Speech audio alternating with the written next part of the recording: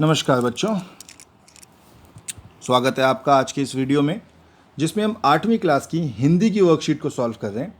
जैसा कि आप जानते हैं आज वीरवार है, थर्सडे है और थर्सडे को आपको हिंदी की वर्कशीट आती है। ये 5वीं वर्कशीट है, पिछले 4 हफ्तों से आपको वर्कशीट आ रही है। ये 5वां हफ्ता है, हर हफ्ते में आपको 5 वर्कशीट आती हैं। 8 अक्टूबर 2020 की वर्कशीट है। शुरू करते हैं बच्चों। सबसे ऊपर अपना नाम लिखिए, अपनी क्लास टीचर का नाम लिखिए। बच्चों, आज इस कार्यपत्रक में हम अपने पाठ्य पुस्तक बसंत के तीसरे पाठ बस की यात्रा का प्रथम भाग पढ़ने जा रहे हैं। तो आपको स्कूल से हिंदी की किताब मिली होगी। हिंदी की किताब जो बसंत है उसके अंदर एक चैप्टर है जिसका नाम है बस की यात्रा, जिसमें हम बातों को सीधे सीधे नहीं बल्कि इसे घुमा फिरा कर करते हैं, सामने वाले को बुरा भी ना लगे और हमारी बातों को समझ जाए। इस पाठ में भी लेखक व्यंग्य का प्रयोग करते हुए भारत की सार्वजनिक परिवहन व्यवस्था पर गहरी चोट करता है। आइए पाठ को पढ़ के कुछ समझते हैं। हम 5 मित्रों ने तय किया कि शाम 4 बजे की बस से चलें। पन्ना ने इसी कंपनी की बस सतना के लिए घंटे भर बाद मिलती है, जो जबलपुर की ट्रेन मिला देती है। सुबह घर पहुंच जाएंगे। हम में से 2 को सुबह काम पर हाजिर होना था, इसलिए वापसी का यही रास्ता अपनाना ज़रूरी था। लोगों ने सलाह दी कि समझदार आदमी इस शाम वाली बस से सफ़र नहीं करते। क्या रास्ते में डाकू मिलते हैं? नहीं, बस डाकिन है। बस को देखा तो श्रद्धा उमड़ पड़ी। खूब व्योवृत थी, सदियों के अनुभव के निशान लिए हुए थी। लोग इसलिए इससे सफ़र नहीं करना चाहते कि वृद्धावस्था में इसे कष्ट होगा। यह बस पूजा के योग्य थी, उस पर सवार कैसे हुआ जा सकता है। यानी कि बस की जो हालत थी बच्चों, वो बहुत पुरानी थी, बहुत पुरानी बस थी, खंडर एकदम एकदम जर्जर हालत में थी। तो वो कह रहा है कि बस इतनी बूढ़ी थी कि उसकी पूजा कर सकते हैं, उस पर बैठ के यात्रा नहीं कर सकते। तो वो कह रहा है कि उस पर सवार कैसे होगा, लेकिन फिर भी उनको तो जाना था, तो वो जाना चाहते थे। तो शुरू करते हैं इस प्रश्नों के उत्तर। कुछ शब्दों के अर्थ भी हैं, जैसे हाजिर का मतलब होता है उपस्थित होना। डाकिन डाकू का स्त्रीलिंग शब्द है, जैसे पुरुष के लिए डाकू यूज़ करते हैं, स्त्रियों के लिए डाकिन। वियोवध मतलब बहुत बूढ़ा, वृद्धावस्था मतलब बुढ़ापा। अब इस गद्यांश के आधार पर निम्नलिखित प्रश्नों के उत्तर दीजिए। तो पहला प्रश्न है, लेखक ने बस से यात्रा करने का निर्णय क्यों लिया? भाई लेखक बस से यात्रा क्यों करना चाहता था?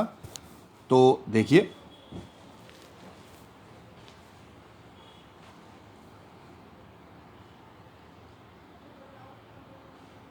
ये लिखा है कि हम में से 2 को सुबह काम पर हाजिर होना था, इसलिए वापसी का यही रास्ता अपनाना ज़रूरी था। तो बेटा 2 लोगों को उनमें से सुबह जाना था, ठीक है, और वो सुबह घर पहुंच जाएंगे, इस कारण उन्होंने ये वाली बस ली। तो पहला उत्तर है, इसको थोड़ा सा चेंज करेंगे अपने हिसाब से कि 2 लोगों को, जो लेखक 5 मित्र थे उनमें से 2 लोगों को सुबह काम पे जाना था, ऑफिस पहुंचना था, इसीलिए उनको रात को बस से ट्रैवल करना अनिवार्य था। दूसरा क्वेश्चन देखते हैं। लोगों ने यात्रा के संबंध में लेखक को क्या सलाह दी और क्यों? तो लोगों ने क्या बोला था लेखक को? बेटा लोगों ने सलाह दी कि समझदार आदमी शाम वाली बस से सफ़र नहीं करते। क्या रास्ते में डाकू मिलते हैं? नहीं, बस डाकिन है। दूसरा उत्तर। तीसरा है कि बस को देखकर लेखक ने जो व्यंग्य बातें कही उसे अपने शब्दों में लिखिए। तो बेटा लेखक ने क्या क्या बातें बोली थी, ये लिखिए। तीसरा प्रश्न, खूब वियोवत थी, सदियों के अनुभव के निशान लिए हुए थी। लोग इसके सफ़र नहीं करना चाहते थे कि वृद्धावस्था में इसे कष्ट होगा। बस यह पूजा करने योग्य थी, उस पर सवार कैसे हुआ जा सकता है। ये आपका तीसरे प्रश्न का उत्तर है जो लेखक ने कहा। लेखक बस का मजाक उड़ा रहा था एक तरीके से, क्योंकि उसने देखा कि बस तो बहुत पुरानी है, इसके अंदर तो कुछ है ही नहीं। इसी कारण लेखक उसका थोड़ा मजाक बना रहा था। चलिए आगे बढ़ते हैं। चौथा प्रश्न है, अपनी कल्पना से अपने घर में पड़ी किसी भी पुरानी चीज़ को देखते हुए मजाकिया लहजे में उससे होने वाली बातचीत को लिखिए। तो बेटा मेरे घर में ना एक पुरानी अलमारी है।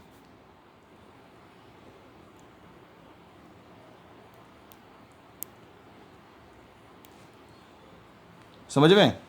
मजाकिया लहजे में उससे होने वाली बातचीत लिखिए। तो अलमारी और मैं, इसकी बातचीत लिख लेते हैं फटाफट। तो अलमारी कहती है कि मुझे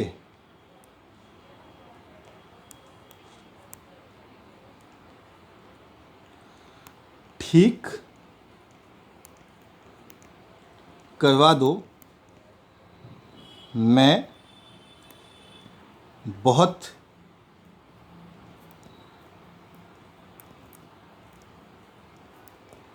पुरानी हूँ। तो मैं क्या कहता हूँ कि तुम्हें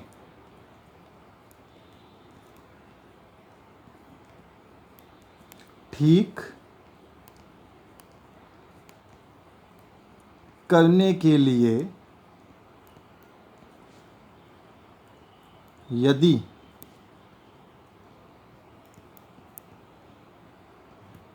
हथौड़ा मारा तो तुम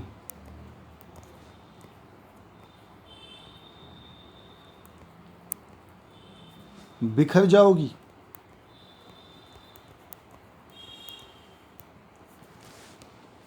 जिस पे अलमारी कहती है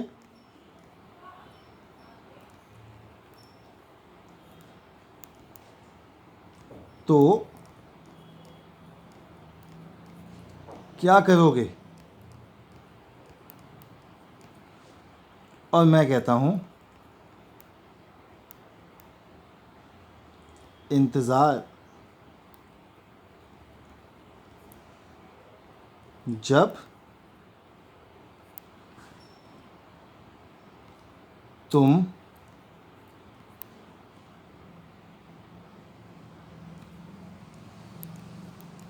नहीं रहोगी तो तुम्हारा फोटो लगाकर हार चढ़ाऊंगा।